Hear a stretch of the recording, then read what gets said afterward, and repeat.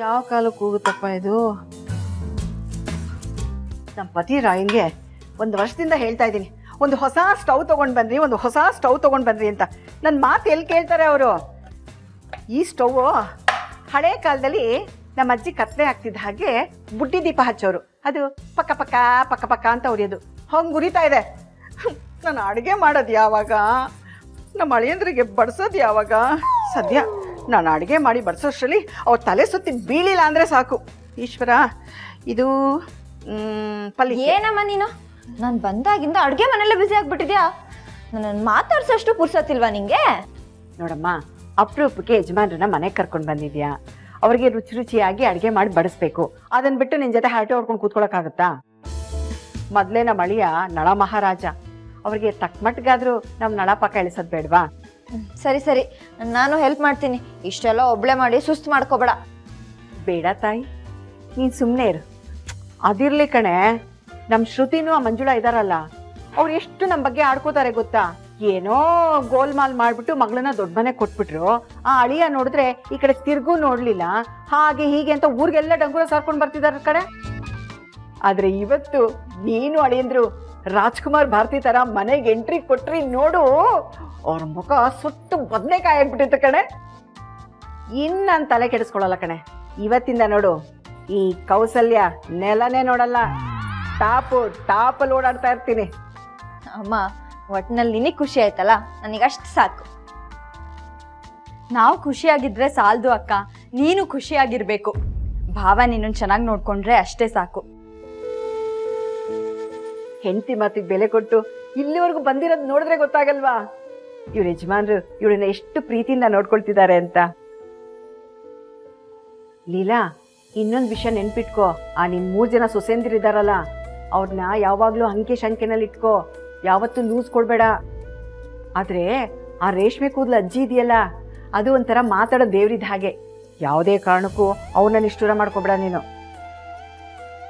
ಅಯ್ಯೋ, ನಾನೊಬ್ಳು ನಿನ್ ಜೊತೆ ಮಾತಾಡ್ಕೊಂಡು ಅಡ್ಗೆ ಮಾಡೋದನ್ನೇ ಮರ್ತುಬಿಟ್ಟೆ. 1 ನಿಮಿಷ ಇರು.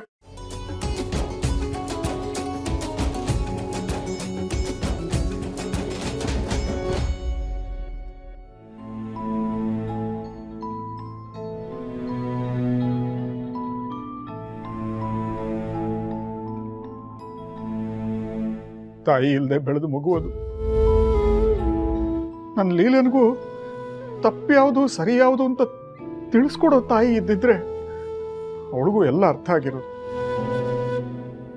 ಆದ್ರೆ ಅವಳಿಗೆ ಸಿಕ್ಕಿದ್ದು ಅವಳು ತಪ್ಪನ್ನ ಬೆಟ್ಟು ಮಾಡಿ ತೋರಿಸುವಂತ ಮಲತಾಯಿ.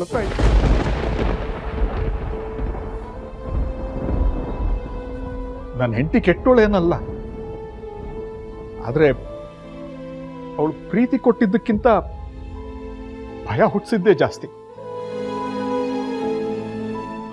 ನನ್ನ ಹೆಂಡತಿಗೆ ಒಂದು ನಂಬಿಕೆ ಇದೆ, ಮಾಡಿದ ತಪ್ಪನ್ನ ಒಂದ್ಸಲ ಬರೆದು ಬಿಟ್ರೆ ಆ ತಪ್ಪನ್ನ ಮತ್ತೆ ಮಾಡೋದಿಲ್ಲ ಅಂತ. ಅದಕ್ಕೆ ಲೀಲಾ ತಪ್ಪು ಮಾಡಿದಾಗೆಲ್ಲ ಅವಳನ್ನ ಡಾರ್ಕ್ ರೂಮ್ ಕರ್ಕೊಂಡು ಹೋಗ್ತಾ ಇತ್ತು.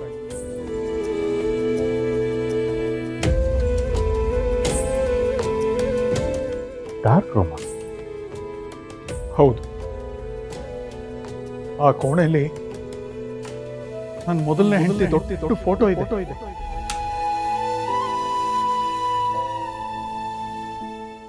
ಆ ಗೋಡೆಗಳು ತುಂಬಾ ಲೀಲಾ ಮಾಡಿದ ತಪ್ಪುಗಳಿದಾವೆ.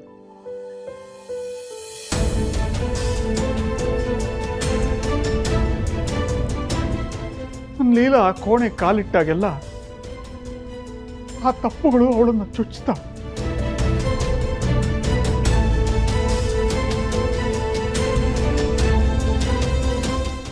ಅವಳು ಹುಚ್ಚಿ ಹಾಗಾಗ್ಬಿಡ್ತಾಳೆ, ಭಯದಿಂದ ನರಳ್ತಾಳೆ.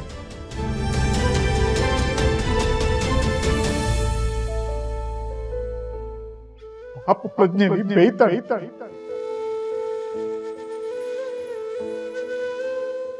ಕೌಸಲ್ಯ ನನ್ನ ಮಗಳನ್ನ ಅವಳ ತಾಯಿ ಫೋಟೋ ಎದುರುಗಡೆ ನಿಲ್ಲಿಸಿ ನೀನ್ ಮಾಡಿದ ತಪ್ಪನ್ನೆಲ್ಲ ಬರಿ ಅಂತ ಬರೆಸ್ತಾ ಇದ್ದಿ. ಇನ್ನೊಂದ್ಸಲ ಈ ತಪ್ಪನ್ನ ಮಾಡಲ್ಲ ಅಂತ ಬರೆಸ್ತಾ ಇದ್ದಿ. ಅದರಿಂದ ಲೀಲನ್ ಮನ್ಸಲ್ಲಿ ಯಾವ ಥರ ಕೂತ್ಕೊಂಡ್ಬಿಡ್ತು ಅಂದ್ರೆ, ಎಲ್ಲಿ ತಾನು ಮಾಡಿದ್ದೆಲ್ಲ ಎಡವಟ್ಟಾಗುತ್ತೋ, ಎಲ್ಲಿ ತಾನು ಮಾಡಿದ್ದೆಲ್ಲ ತಪ್ಪಾಗುತ್ತೋ ಅನ್ನೋ ಭಾವನೆ ಅವಳ ಮನಸ್ಸಲ್ಲಿ ಗಾಢವಾಗಿ ಕೂತ್ಕೊಂಡ್ಬಿಡ್ತು. ನಿಮಗೆ ಗೊತ್ತಲ್ಲ, ನಾವು ಎಲ್ಲಿ ತಪ್ಪು ಮಾಡಿಬಿಡ್ತೀವೋ ಅನ್ನೋ ಭಯದಿಂದ ಇನ್ನೂ ತಪ್ಪು ಮಾಡ್ತಾ ಹೋಗ್ತೀವಿ. ಲೀಲಾ ಸದ್ಯ ಅದೇ ಪರಿಸ್ಥಿತಿಯಲ್ಲಿದ್ದಾಳೆ. ಆ ಸ್ಥಿತಿಯಿಂದ ನೀವೇ ಅವಳನ್ನ ಕರ್ಕೊಂಡ್ಬರ್ಬೇಕು.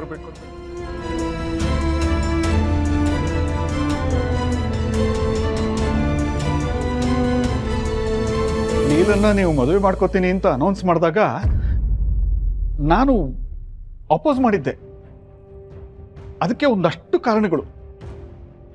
ಅದರಲ್ಲಿ ಮುಖ್ಯವಾದ ಕಾರಣ ಅಂದರೆ ನಿಮ್ಮದು ದೊಡ್ಡ ಕುಟುಂಬ, ಅದರಲ್ಲೂ ಅವಳ ಸ್ಥಾನ ಅವಳಿಗಿಂತ ವಯಸ್ಸಲ್ಲಿ ದೊಡ್ಡವರಾಗಿರೋರು, ಅವಳಿಗಿಂತ ಜಾಸ್ತಿ ಓದಿರೋರಿಗೆ ಅತ್ತೆ ಸ್ಥಾನ.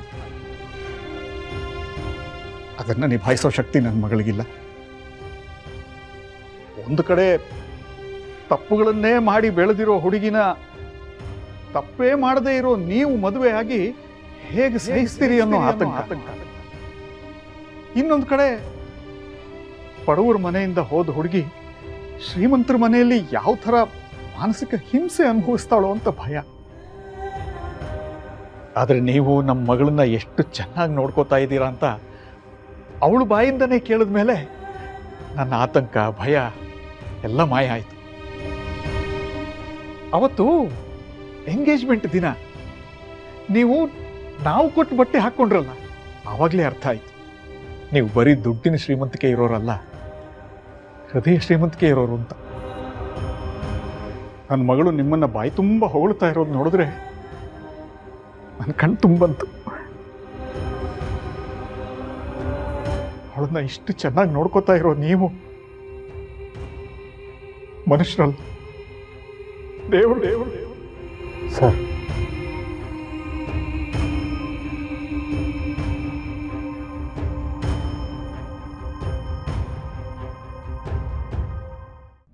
ಲೀಲಾ, ನನ್ಗೆ ಇನ್ನೊಂದು ಬೇಜಾರು ಏನಾಗಿದ್ದು ಗೊತ್ತಾ? ಅವತ್ತು ಎಂಗೇಜ್ಮೆಂಟ್ಗೆ ಅಂತ ಅಳಿಯಂದಿರಿಗೆ ಬಟ್ಟೆ ತಂದು ಕೊಟ್ವಲ್ಲ, ಆಗ ನಿಮ್ಮ ದೊಡ್ಡ ಸೊಸೆ ಇದ್ದಾಳಲ್ಲ, ಯಾರೇ ಅವಳು? ದುರ್ಗಾ. ಆ ದುರ್ಗಾಂಬ ಮಹಾತಾಯಿ ಆ ಬಟ್ಟೆನ ಕಿತ್ತು ಎತ್ತಿ ಬಿಸಾಕ್ಬಿಟ್ಲಲ್ಲ, ಆಗ ತುಂಬ ಬೇಜಾರಾಯಿತು ಕಣೆ. ಅದೇ ನಮ್ಮ ಅಳಿಯಂದಿರು ಅದನ್ನ ಹಾಕೊಂಡು ಬಂದಾಗ ನಾನು ಆಗಲೇ ಅವ್ರಿಗೆ ಬಿದ್ದುಬಿಟ್ಟೆ. ಅಂದರೆ ನಾನು ಅವ್ರಿಗೆ ಅವ್ರ ಮೇಲಿನ ಅಭಿಮಾನಕ್ಕೆ ಫ್ಯಾನ್ ಆಗಿಬಿಟ್ಟೆ, ಅಭಿಮಾನಿ ಆಗಿಬಿಟ್ಟೆ. ಅದಿರಲಿ, ಅವ್ರ ಮನೆಗೆ ಬಂದಾಗ ಅಂಥ ದೊಡ್ಡ ವ್ಯಕ್ತಿ, ಅಂಥ ದೊಡ್ಡ ಮನಸ್ಸು ಇರೋ ಮನುಷ್ಯ ಎಲ್ಲರ ಜೊತೆ ಹೊಂದ್ಕೊಂಡು ಹೋಗ್ತಿರೋದು ನೋಡಿದ್ರೆ ಅವ್ರ ಮೇಲಿದ್ದ ಅಭಿಮಾನ ಇನ್ನೂ ಜಾಸ್ತಿ ಆಗ್ಬಿಡ್ತ ಕಡೆ. ಹೌದಮ್ಮ, ಭಾವ ತುಂಬಾ ಒಳ್ಳೆಯವರು, ಇವಳೆ ಸ್ವಲ್ಪ ಕೀಟ್ಲೆ.